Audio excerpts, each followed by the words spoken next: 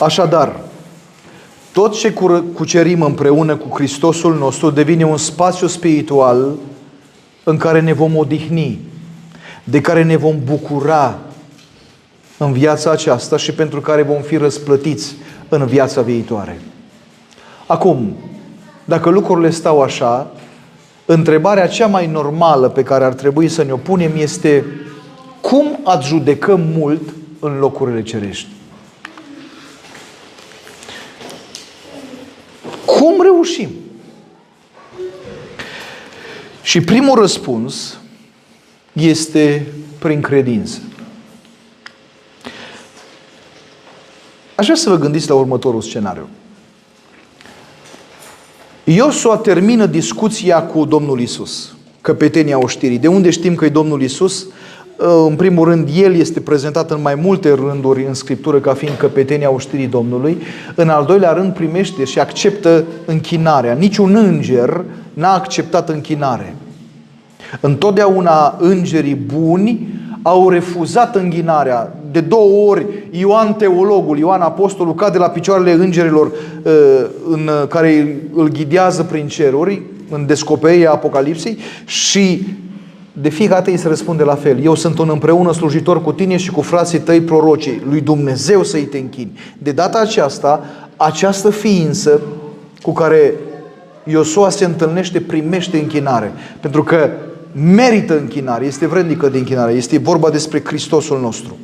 Și acum imaginați-vă, Iosua termină discuția cu Domnul Iisus și se întoarce în tabără, strânge Consiliul de Război, bătrânii lui Israel și bărbații care conduc armata și spune: măi, oameni buni, am o veste. Mi-a spus Domnul, m-am întâlnit cu Domnul și mi-a spus Domnul că de mâine începând vom da ocol cetății odată în liniște. Și asta vom face 6 zile. A 7-a zi vom da ocol cetății de 7 ori, vom striga tare și zidurile vor cădea. Oameni buni, vreau să vă spun ceva. Mă umflă și râsul când vă spun chestia. Îmi vine să pufnesc de râs. Dar cine a mai văzut în istoria lumii ca să te învârți în jurul unei cetăți și asta să cadă așa pur și simplu că tu te învârți în jurul ei? Dar pentru că mi-a zis Domnul treaba asta, n-am venit să vă spun și acum hai să vedem ce avem de făcut. Dar nu a fost nimic din asta. Nu a fost nimic din asta. Iisus a auzit: m-am întâlnit cu Hristos și Hristos mi-a dat planul pentru biruirea cetății. Și ăsta e planul. Și asta facem. Și un popor întreg care 40 de ani au auzit cârtirile părinților lor și care aveau în sânge cârtirea, se învârtă în jurul cetății fără să scoată o vorbă. Pentru că era parte din planul lui Dumnezeu și pentru că poporul și-a însușit prin credință promisiunea acestei victorii. Frații mei și surorile mele, dacă vrei să visezi înalt, dacă vrei să adjudeci mult în plan spiritual pentru Hristosul tău, atunci primul pas pe care trebuie să-l facem este pasul credinței. Să luăm cuvântul acesta lui Dumnezeu și să-l credem și să luăm promisiunile acestea ca fiind pentru noi și să facem din adevărurile acestea temelia vieții noastre. Vă dau un caz. Totuși, în toate aceste lucruri, spuneți-mi dumneavoastră. Spuneți-mi, vă rog, tare, să se audă, frate. Noi suntem mai mult decât biruitori. Noi, practic, accentul acolo nu cade pe noi. Accentul acolo cade pe acela care ne-a iubit. Dar acela care ne-a iubit și care a făcut de ocară împărăția întunericului la cruce este acela cu care noi ne-am unit. Și biruința pe care El a repurtat-o devine parte din existența noastră. Și înainte ca să spună despre toate aceste lucruri, spune care sunt toate aceste lucruri. Și vorbește despre primejdie și vorbește despre sabie și despre persecuție și despre foamete și despre strâmtorări și crize economice și tot ce vrei. Și toate acestea, în toate acestea, noi biruim, spune Pavel. Dar nu doar că biruim. Noi suntem mai mult decât biruitori. Habar n-am cum vine asta în alte cuvinte. Nu știu cum am fi putut traduce în limba română expresia asta. Dar în alte cuvinte vine exact ideea asta. Noi, împreună cu Hristosul nostru, putem face împărăția întunericului de ocară. Acum, nu vreau ca să fiu superficial. Împărăția asta întunericului nu e o grupă de grădiniță. Sunt niște bebeluși acolo care sunt cu suzeta în guriță și care vor duși la toaletă și care și-o pus în gând ca să ne facă nouă viața grea. Nu. Aici vorbim despre o organizare impecabilă. Armata romană, cu toată organizarea ei, sau armata americană, sau rusească, sau care mai vreți dumneavoastră, e nimic în comparație cu organizarea și cu demonismul acestei armate care e pusă pe capul surorii Lidia sau pe al fratelui Claudiu sau nu știu cum. Dar Hristosul pe care îl slujește sora Lidia sau fratele Claudiu a făcut de ocară această împărăție. Și în toate condițiile astea, Hristosul acesta vrea ca să le dea și lor biruința. Dar imaginați-vă că fratele Claudiu stă și se gândește: ai măi, da-s o baltă, dar cum să fiu eu mai mult decât biruitor? Dar ce șanse am eu? De eu sunt Claudiu Dochița, eu sunt prăpădit, eu n-am experiență. Cum să fiu eu biruit mai mult ca biruitor asupra acestei armate demonice? Și dintr-o dată îl încearcă îndoiala și necredința. N-am nicio șansă. Dar eu nu mă știu pe mine. Eu știu gânduri care îmi dau pe minte. Sora Lidia asta zice că 3 copii care stau de fusta mea și mă năcăjesc și amarul care le am și când, Doamne, rugăciune și post și gânduri și planuri și perspective și toate astea, când? Și dintr-o dată îndoiala începe să stăpânească inima și a voastră și a mea și se termină tot. Sau perspectiva se ia de la aceste teritorii spirituale și se duce către schimbarea mașinii, renovarea băii, concediu pe care vrem să-l facem nu știu unde în Alpi. Și gata. Și asta pare așa de importante și de mari și ceea ce vrea Hristos pare mic.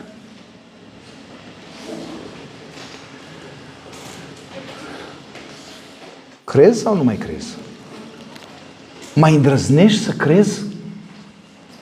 N-avem nicio șansă să împingem granițele acestei împărății 1 metru mai încolo dacă nu credem că alături de Hristosul nostru putem. N-avem nicio șansă. Ne ia groaza la ce ar putea să ne facă demonii și mai bine decât să ai probleme cu ei, mai degrabă nu-i deranjezi. Există soții care se gândesc cam așa: pe soțul meu nimeni nu-l mai schimbă. Da. Au fost frați, au vorbit cu el, i-am pus predici pe internet, predicatori buni, nici nu vrea să audă. Nu-l schimbă nimeni. Știți cum se cheamă asta? Necredință. Există de asemenea soții care zic: o să apuc poala mantiei Dumnezeului meu și o să mă apuc de poala asta și o să-l țin și o să-l trag și o să strig și o să mă rog și o să postesc până când într-o zi soțul meu va fi mântuit. Eu cred că Domnul îmi va da bucuria asta, biruința asta și bărbatul meu va fi mântuit sau soția mea va fi mântuită. Există părinți care spun: băiatul ăsta e așa de rău, s-a încurcat cu droguri, s-a încurcat cu o femeie sau cu mai multe și a făcut viața praf, a ajuns în închisoare, nu o să se mai aleagă nimic de el decât praful și păcatul. Și există alți părinți care cu copiii în aceeași situație spun așa: Dumnezeule, nu te las. Cred că într-o zi băiatul ăsta, așa cum e el, va fi al tău și pentru asta eu lupt și cred și mă rog și iar lupt și plâng, dar într-o zi o să vă mântuit. Există situații în care vezi o familie care, în ciuda consilierii fraților și atâtor altor oameni care au fost pe lângă ei, se duc pas cu pas către dezastru. Și toți se ridică din numeri și spun, nu se mai poate face nimic. Și este câte unul care zice, ba da, Hristos tot va mai face ceva. Și eu am să mă rog și am să postesc și am să lupt și am să cred că se mai poate face ceva.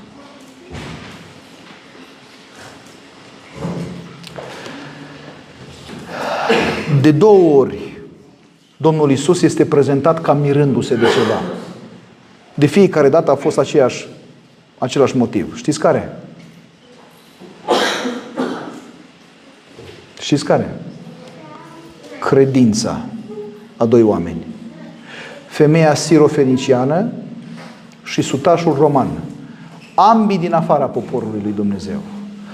O femeie, mare ți este credința. Sau în cazul sutașului, când i-a văzut Iisus credința. Ascultați-i pe Apostolul Pavel. Avem nădejde că dacă credința voastră va crește și câmpul nostru de lucru. Câmpul de lucru între voi, spune Pavel, crește în măsura în care credința voastră se dezvoltă. Dacă vreau să adjudec mult în locurile duhovnicești, este nevoie să cred mult în cuvintele Scripturii, în Hristosul acestei Evanghelii. Frații mei, surorile mele, nu disperați, nu vă îndoiți, luptați de partea echipei câștigătoare. Știți ce e scris pe ultima pagină a Scripturii? Și pe ultima pagină a Scripturii este prezentat poporul lui Dumnezeu intrând pe 12 porți ale noului Ierusalim în cetate, îmbrăcați în alb. Asta-i ceea ce așteaptă biserica lui Hristos. Nu te da bătut, nu te descuraja în credința ta. Du-te înainte, oricât de greu ar fi acum. Admit că situațiile pot fi grele. Autorul care a scris cântarea de dinainte pe care am cântat-o, spune în strofa a doua: frică, griji, nevoi, eu nu cunosc. Și sună așa, Evanghelia prosperității, toată treaba asta, nu? Nu. Nu că omul ăla nu știe ce înseamnă toate astea, ci că prin credința în Hristos, în umblarea cu Hristosul acesta, toate se dau la spate. Pentru că suntem cu El și în El mai mult decât biruitor. Puteți spune slavă Domnului pentru asta? Amin. Mediocritatea se lasă răpusă de îndoială sau de necredință. Nu o să fie nimic. Este o situație care îmi place foarte mult. După răsunătoarea victorie de pe Carmel, Ilie rămâne acolo și începe să mijlocească înaintea lui Dumnezeu ca el să trimită ploaie. Este cu slujitorul lui, Ilie e undeva acolo într-un anumit context de unde nu vede foarte departe în zare către Marea Mediterană, dar își tot trimite slujitorul. Și vine slujitorul prima dată și Ilie îl întreabă: ce ai văzut? Și știți care e răspunsul? Nu este nimic. Și Ilie continuă să se roage. Și ăsta vine a doua oară. Nu este nimic. Și vine a treia oară. Nu este nimic. Și vine a patra oară. Nu este nimic. Și vine a cincea oară. Nu este nimic. Și vine a șasea oară. Nu este nimic. Și vine a șaptea oară. Se vede ca un norișor, dar e cât o palmă de om. Ok, de acum nu te mai duci în direcția asta. De acum duci în direcția aia și spune lui Ahab: du-te în hamă și fugi, că se aude vuie de ploaie. Cine auzi vuie de ploaie? Nimeni. Credința. Habar n-avem în anumite situații cum se vor rezolva lucrurile. Dar știm ceva. În toate genurile de situații suntem mai mult decât biruitori. Aș vrea să vă întăriți credința în ziua asta.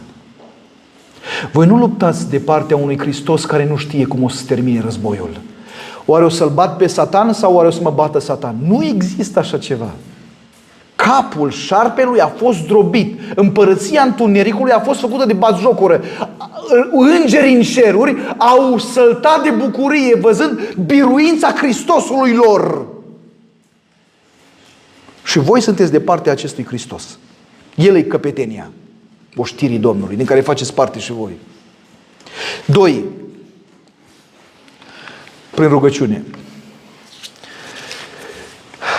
Îmi place așa de mult textul de aici. Versetul 14 spune: când a aflat cu cine stă de vorbă, spune textul că Iosua s-a aruncat cu fața la pământ, s-a închinat înaintea Domnului Hristos și a zis: ce spune Domnul meu robului său? Ăsta e exercițiul rugăciunii, frați și surori.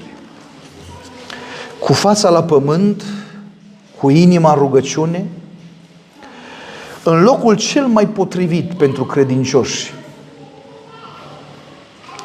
Închide ușa după tine, roagă-te, speră, crede, roagă-te, crede, roagă-te, crede, roagă-te, crede, plângi, roagă-te, crede, postește, plângi, roagă-te, crede. Pentru că tu ești de partea acestei echipe care e în războiul acesta.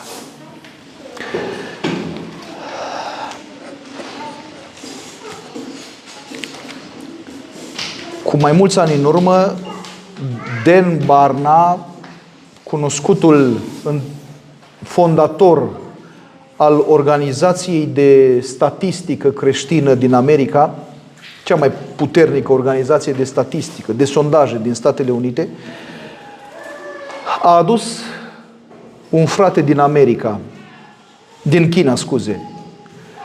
I-a plătit drumul și timp de o lună de zile l-a plimbat prin mai multe adunări din Statele Unite. Biserici mari, foarte mari, și biserici mici. Și au vorbit de toate. Fratele făcuse câțiva ani de închisoare pentru Domnul în China. Era un om din acela greu în plan spiritual, unul dintre greii lui Dumnezeu. Dacă putem vorbi despre așa ceva. Și la final, când a fost momentul plecării acasă, la ultima masă, Dan Barna l-a întrebat. Zice: frate, uite, am vorbit despre atâtea, însă nu mi-ați spus ce părere v-ați făcut despre creștinismul din Statele Unite. Și bătrânul acela i-a răspuns așa: multe mai puteți face voi aici în America fără Duhul Sfânt. Pentru că a văzut atâta strofocare omenească, atâta cunoștință și înțelepciune umană pusă la lucru, atâta organizare și implicare.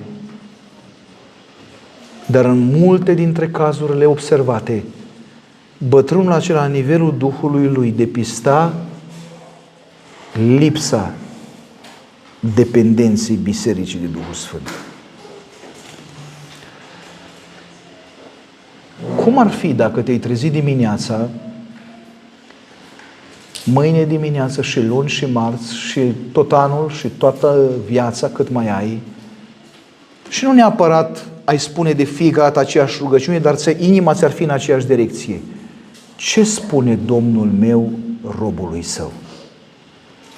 Ce spune Domnul meu roabei sale? Te-ai rugat, ai avut 7 minute de rugăciune sau 10 sau mai mult sau mai puțin, Dar după ce ai stat tu în rugăciune și ai spus lui Dumnezeu ce i-ai spus, să-i spui: Doamne, mai îngăduiem să mai stau puțin cu Tine. Și poate în timp ce stau, ai ceva să-mi spui. Poate e ceva ce vrei să vorbești în inimii mele. Poate e vreun plan pe care vrei să mi-l descoperi. Poate că e o provocare pe care vrei să mi-o lansezi. Ca cumva azi sau în zilele următoare să lărgesc teritoriul acesta spiritual cum cu 1 metru.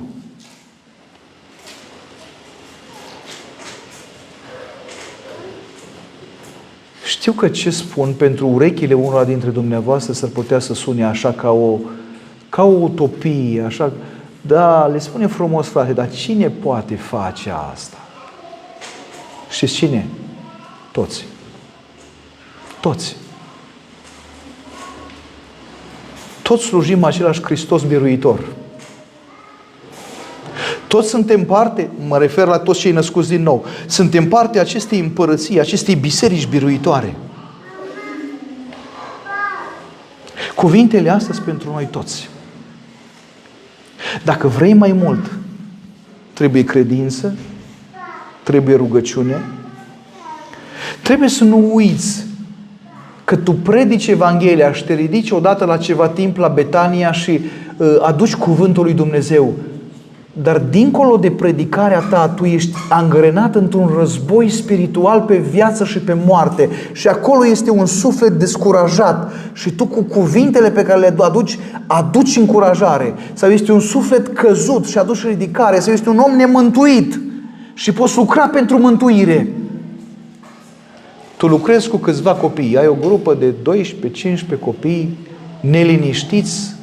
Îl așezi 10 aici și 5 în partea asta, deja o da peste cap tot ce ai planificat tu și te gândești: Doamne, când ori mai crește și copiii ăștia? Tu ești parte dintr-un război spiritual acolo cu copilașii ăia. Ia toată gama de lucrări în care poate fi implicat cineva din biserică și pune în spatele acelei realități pe care o vedem faptul că prin dărnicia ta, prin cântarea ta, prin poezia ta, prin versetul pe care îl aduci, prin știu ce altceva faci, prin masa pe care o pui, prin faptul că aduci și tu ceva gătit pentru masa de dragoste care e din când în când la biserică, tu poți participa la războiul ăsta și tu ajuți unul dintre sufletele acelea dezamăgit, vine, stă la masă și la un moment dat, din timp stă la masă, se gândește: măi, da, ce-i face pe oamenii ăștia să-și dea banii și să facă sarmale sau să cumpere pizza ca să-mi dea mie? Ce-i face să-mi întindă un pahar cu suc? Ce-i în spate la toată treaba asta? Și de la o inițiativă din asta să urmeze o cercetare și în războiul acela Domnul să smulgă sufletul acela din iad. Pentru că tu crezi și te rogi și vezi mai mult decât micro-slujirii. Tu vezi un război în care ești prins.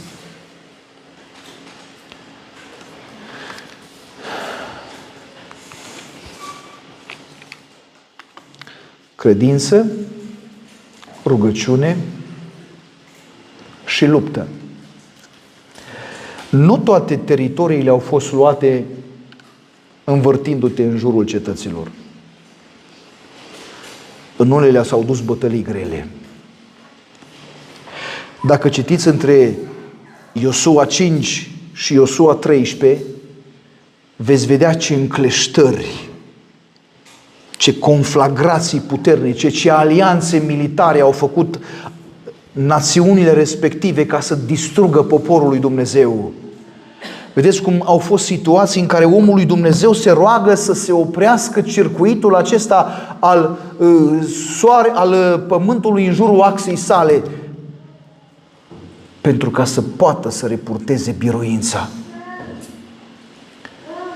Uită-te la toate astea și vezi cum Iosua nu stă și se gândește doar: frate,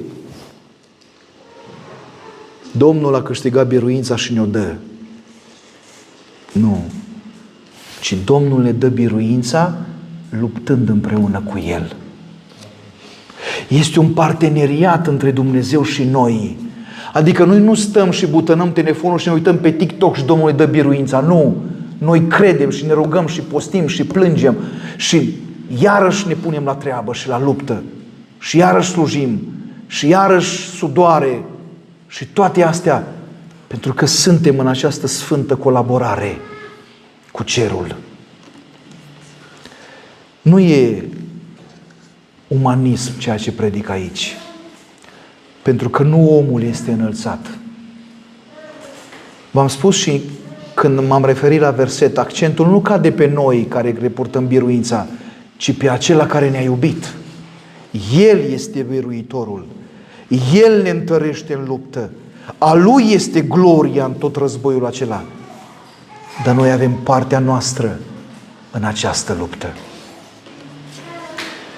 Ca să vă dau un caz, tot de acolo din Iosua.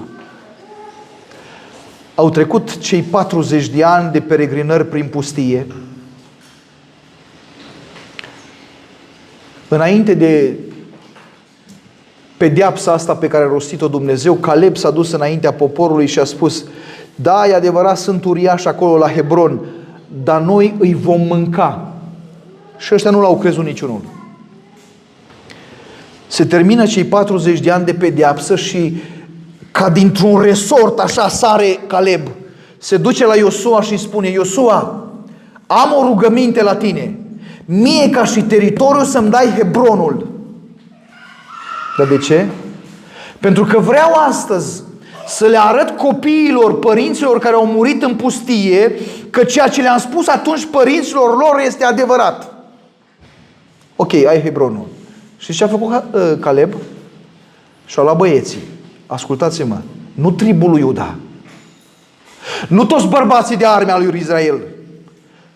Caleb și-a luat băieții, s-a dus la Hebron și i-a decimat până la ultimul pe uriaș. Pentru că vreau să spun așa: Hristosul în care cred îmi dă biruința.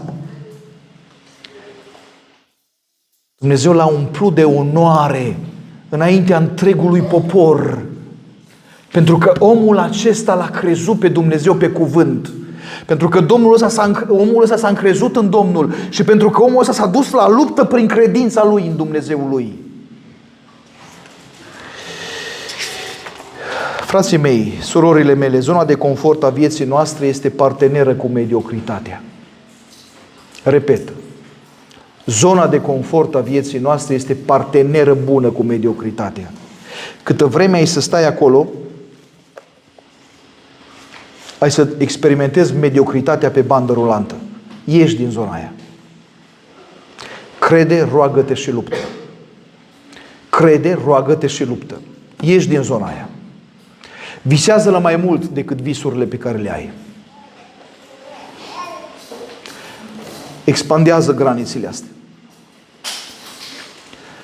Unul dintre versetele care îmi plac enorm de o bucată de timp în Sfânta Scriptură este în Psalmul 92, versetul 15. Versetul spune așa: cei sădiți în casa Domnului înverzesc în curțile Dumnezeului nostru. Și acum ascultați. Ei aduc roade când? Și la bătrânețe. În Israel se așteptau ca roadele să le aducă tinerii, bărbații viguroși. Ei repurtează victorii, ei au rod pentru Dumnezeu. Și ce spune omul lui Dumnezeu aici este că vezi un bătrân de 80 de ani, de 90 de ani, care și la bătrânețe aduce rod. Spune versetul în continuare: sunt plini de suc și verzi. Acolo unde te-ai aștepta la uscăciune, la crengi care se rup uscate, vezi un bătrân viguros, cu sevă, și te întrebi de unde. Știți de unde? Din faptul că toată viața lui a evitat mediocritatea, din faptul că s-a umplut de Dumnezeu, din faptul că s-a îndulcit în relația cu Hristosul lui. Vezi bătrâni acri în adunări și vezi bătrâni dulci, vezi oameni roditori și vezi oameni care n-au nimica din Dumnezeu în ei. Și întreb, ce face diferența?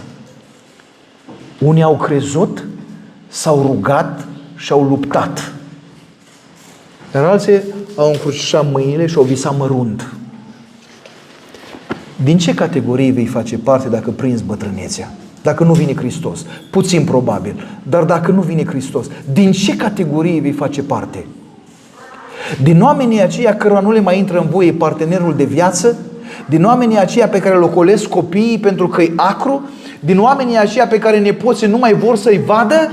Din oamenii aceia care vin la adunare, stau în același loc de fiecare dată, dacă cumva vine cineva înainte și le ia locul, comentează? Din oamenii aceia care sunt gata să se certe pe banca bisericii? Din oamenii aceia care sunt mereu nemulțumiți de păstori, de prezbiteri, de comitet, de toată lumea?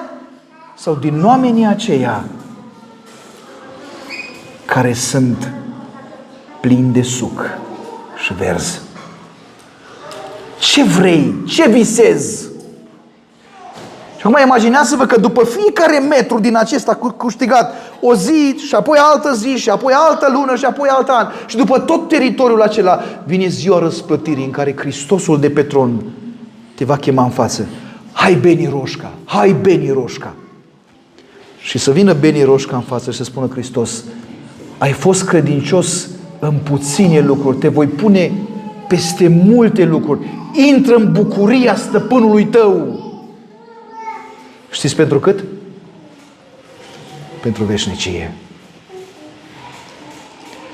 Și atunci să spui: slăvit să fii, Doamne, că m-ai luat de la visurile mele mărunte, de a avea casa schimbată sau mașina schimbată sau concediu nu știu unde, și mi-ai dus inima în direcția scopurilor tale, pentru că m-ai ajutat să evit mediocritatea. Atunci abia vei fi conștient pe deplin că s-a meritat. La asta vă chem. Frați și surori, înaintea noastră, pe drumul acesta, au fost echipe uriașe de sfinți. În vremea cezarilor, în vremea Inchiziției, în vremea tăvălugului islamic, în vremea beciurilor comuniste din China sau din Rusia sau din România, sau oameni care au visat mult și măreți. Și acum e rândul nostru. Haideți aproape de Hristos. Când stăm lângă El, dobândim perspectiva Lui. Începem să avem visurile pe care le are El pentru lumea asta. Și dintr-o dată suntem alții. Așa să ne ajute Dumnezeu. Amin.